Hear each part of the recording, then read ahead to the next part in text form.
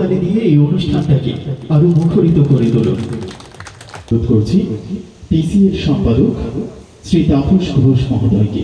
আমাদের অনুষ্ঠান তাদের হাতেই আমরা এই সংবর্ধনা স্বরূপ উপহার। সম্মানিত কর্মকর্তাগণ, অত্রাঞ্চলের নবজাগরণ তারা যারা এই মহতী সভাপতি উপস্থিত অত্রাঞ্চলের এবং ত্রিপুরা রাজ্যের বিশিষ্ট সমাজকর্মী দাস মহোদয়কে অভিনন্দন এবং আমার ব্যক্তিগত তরফ থেকেও আন্তরিক শুভেচ্ছা ও অভিনন্দন। আজকে নবজাগরণ ক্লাব মানে এই পাড়ায় আমার জন্ম, এই পাড়ায় আমি বড় হয়েছি। এই যে আপনারা সংবর্ধনা অনুষ্ঠান আয়োজন করেছেন, এটা তখনই আরো সাফল্য পাবে যখন আমাদের কাঁধে যে দায়িত্বগুলি আমরা নিয়েছি বা আপনারা দিয়েছেন ওইগুলিকে আমরা যথাযথভাবে পালন করতে পারবো সুনামের সঙ্গে এবং সততার সঙ্গে। তখন এই সাফল্যটা আরো বেশি করে আপনারা পাবেন। এবং আমাদের ট্রেজারার কিছুক্ষণ আগে ওনার ভাষণের মাধ্যমে বললেন যে এক গুচ্ছ পরিকল্পনা আমরা হাতে নিয়েছি।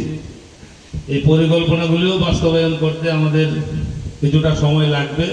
তাছাড়াও বিভিন্ন ক্লাব এবং যারা কোচিং সেন্টার, প্লে সেন্টার আরও নতুন করে আমাদের অলরেডি 16টা ছিল। কালকে আমাদের প্রথম অ্যাপেক্সে আমরা আরেকটা সিদ্ধান্ত নিয়েছি, আরেকটা কোচিং সেন্টার এবং প্লে সেন্টার আমরা অনুমোদন দিয়েছি, যেটা মেলার মাঠ এগিয়ে চলো সংঘ। আমি টিসির সম্পাদক হিসাবে এবং ক্লাবেরও একজন প্রতিনিধি হিসাবে অত্র এলাকার সমস্ত ক্লাব এবং সবার কাছে অনুরোধ রাখবো, আপনারা ক্রিকেট খেলার জন্য এগিয়ে আসুন। আমরা তাও ঘোষণা করেছি আমাদের যে ওমেন্স ক্রিকেট, যেটা বিসিসিআইও খুব প্রায়োরিটি বেসিস নিয়েছে, ওমেন্স ক্রিকেটকে আমরা প্রমোট করব, ওমেন্সকে আমরা শক্তিশালী করব, তার জন্য একগুচ্ছ পরিকল্পনা আমরা নিয়েছি। আপনারা যদি কেউ এরকম ধরনের কোচিং সেন্টার, প্লে সেন্টার চালাতে ইচ্ছুক বা চান, আমাদের সঙ্গে যোগাযোগ করুন। অবশ্যই টিসিএ সর্বাত্মকভাবে সহযোগিতা করবে। সারা রাজ্যে যে ক্রিকেটের বাতাবরণ বিভিন্ন, যেমন সাব ডিভিশন লেভেলে আমরা অনেক পরিকল্পনা নিয়েছি। প্রত্যেকটা আমাদের 18টা সাব ডিভিশন আছে, ক্রিকেট সাব ডিভিশন। 18টা মাঠ আমরা করব, 18টা জিম, অত্যাধুনিক জিম আমরা করব এবং অত্যাধুনিক ইনডোর প্র্যাকটিস ফেসিলিটি আমরা ওইখানে দেব। কারণ সাব ডিভিশন থেকে প্লেয়াররা আসবে, বিভিন্ন ক্লাবে খেলবে, ওইখান থেকে বিভিন্ন রাজ্যভিত্তিক দলে ওরা সুযোগ পাবে।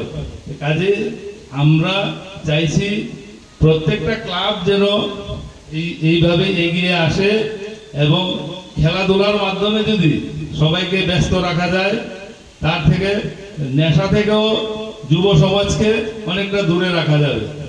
আজকে আমার পরেও আরো আছে আমাদের মাননীয় সভাপতি এবং সহসভাপতি বলবেন, সহসভাপতি ত্রিপুরা রাজ্যের স্বনামধন্য একজন ক্রিকেটার, উনিও বলবেন ওনার বক্তব্যের মাধ্যমে। আমি আর বেশি বলছি না। সম্পাদক এবং কোষাধ্যক্ষ যা যা বলে গেলেন তা সেটা আর রিপিট করার দরকার নেই। ওনারা যা বলেছেন সেই এই যে আমাদের এই নবগঠিত মানে ক্রিকেট কমিটি বা টিসিআর কমিটির একটাই লক্ষ্য যে কিভাবে ত্রিপুরা ক্রিকেটকে আরো 2-3 ধাপ উপরে নিয়ে যাওয়া যায় এবং ভারতবর্ষের মানচিত্রে আরো ভালো জায়গায় নিয়ে যায়। আর যেই পরিকল্পনার কথাগুলো অলরেডি ওনারা বলে গেছেন, সেইগুলো তাড়াতাড়ি এবং দ্রুত সম্পন্ন করাই এই কমিটির লক্ষ্য। এবং ক্রিকেট অ্যাসোসিয়েশন, আমি মনে করি ক্রিকেট অ্যাসোসিয়েশনের মেইন কাজ হচ্ছে ক্রিকেট এবং ক্রিকেটারদের দিয়েই আমাদের ক্রিকেট অ্যাসোসিয়েশন। এদের ছাড়া ক্রিকেট অ্যাসোসিয়েশনের আক্ষরিক অর্থে কোনো এক্সিস্টেন্স নেই আমি বলবো। এবং আমাদের এই কমিটি বদ্ধপরিকর যে ক্রিকেটের মান উন্নয়ন, ক্রিকেটারদের জন্য কিছু করা। আমাদের টিসিএ সচিব একটু আগেই বলে গেলেন যে মহিলা ক্রিকেটকে নিয়ে আমাদের এই কমিটির একটা আলাদা চিন্তা ভাবনা আছে এবং বিসিসিআই অলরেডি মহিলা ক্রিকেটের